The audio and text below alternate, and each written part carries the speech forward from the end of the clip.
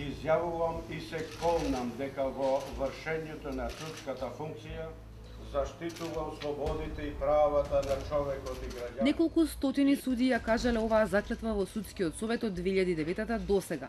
Дел од нив кога за прв пат ја ставиле судиската тога и ветиле правда во име на граѓаните.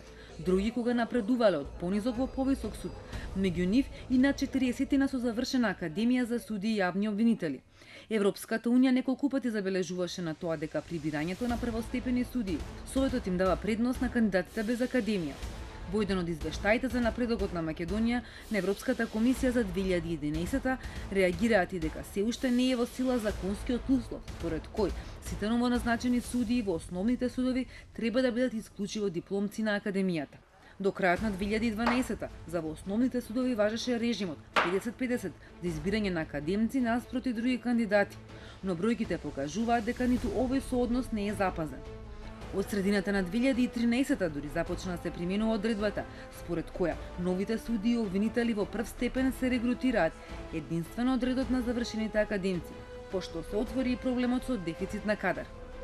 Според податоците од годишните извештаи на Судскиот совет, во 2009 Советот избрал вкупно 43 судии.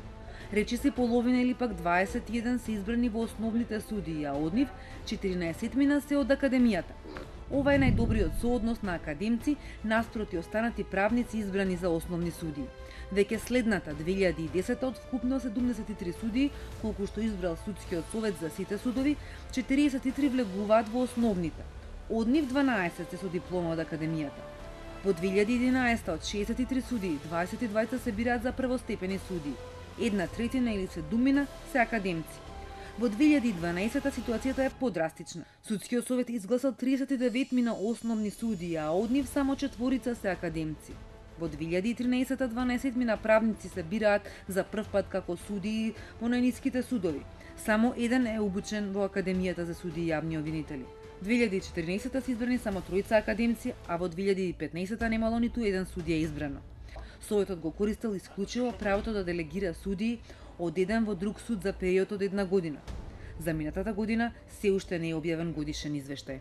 За избраните обвинители податоците ги црпевме од годишните извештаи на Државното обвинителство, бидејќи на веб страната на Советот на јавни обвинители кој бира и разрешува обвинители, последните податоци се од 2012, а полето за годишни извештаи е празно. Од 2009 до 2015 Советот на обвинителите избрал речиси 40 на дипломци од академијата. Најревностен Советот бил во 2009 кога избрале и најмногу академци – 11. Следната 2010 4 се од академијата. 2011 од вкупно избрани 5 се од академијата. Во 2012 вкупно во сите обвинителства Советот изгласал 39 обвинители, 6 се од академијата. Во 2013 избрани се 6 обвинители со диплома од академијата. 2014 4 академци. 2015 како и кај судовите, така и обвинителствата нема нови избори, а за минатата година извештајот се уште не е објавен. Во неколку извештаи стои и забелешката дека немало доволно кадри за избор. При изборот на јавните обвинители во 2013 година, Советот на јавни обвинители на Република Македонија беше лимитиран со избор на ограничен број на кандидати, бидејќи согласно законските прописи за избор на основен јавен обвинител, мора да се избере кандидат кој има завршена академија за судии и јавни обвинители, поради што во текот на извештајната година останали спразнети и не се пополнети местата во основните јавни обвинителства во Тетово, Кичево, Гостивар и Битола. Дефицитот на кадри беше лоциран во строгите критериуми за упис на академијата, кои беа вметнати со законот во 2010, според кој меѓу условите за прием на академијата беше воведено дипломиран правник со просек од најмалку 8 и активно познавање еден од официјалните јазици на Европската унија, од кои задолжително англискиот јазик што се докажува со меѓународно признати сертификати. Професорите и експертите уште тогаш алармираа дека ваквите услови ќе создадат проблеми, но надлежните оценија дека тоа е единствениот начин за да се добијат најквалитетните судии и обвинители. Неколку години подоцна условите омекнаа за да се покрие проблемот со недостатокот на кандидати за обвинители од академијата. Со законот од 2015 наместо просек 8.0 се бара 7 за приканува.